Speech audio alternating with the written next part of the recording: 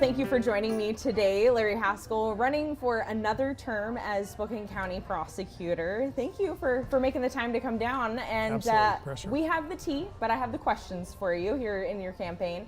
First question, what are you drinking? What kind of tea are you joining me with today? Earl Grey, black and sweetener. Let's just get right into the heart of it. You've run for a few terms now, and tell me why you decided to run again. You're our incumbent prosecutor. I feel like I know the job better than anybody right now.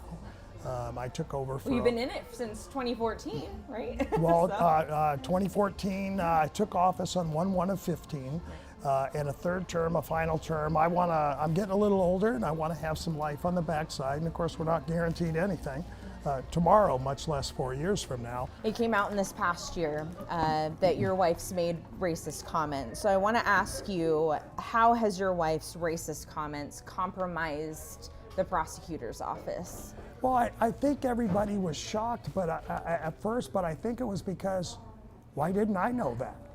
Why didn't I know that we were racist?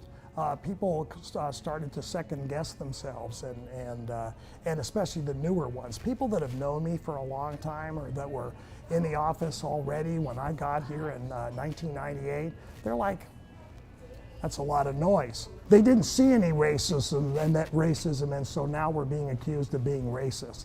Because in my view, the purpose of it is to, smear my wife with those things, and justifiably so to a degree. But then say, okay, because she feels that way, without knowing anything more than the post that they published, to say that she is to say that Haskell must be too. And I have told people over and over again, I have repudiated those views. I have told the public that they are reprehensible, the comments were reprehensible, but that those are not my views. I don't share them, and I certainly don't practice them in my professional life. But how can you say your wife's opinion doesn't affect you? It doesn't. But how can you say that? How can I say it? Because I know what my authorities are.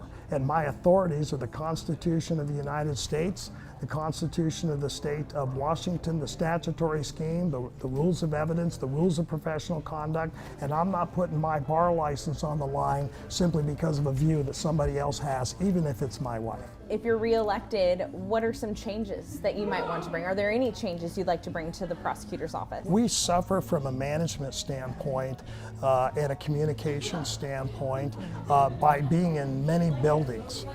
We don't live in a single building. So you'd want to see all offices brought into one location? We would. Definitely would. The other thing is pay, particularly for non-attorney staff.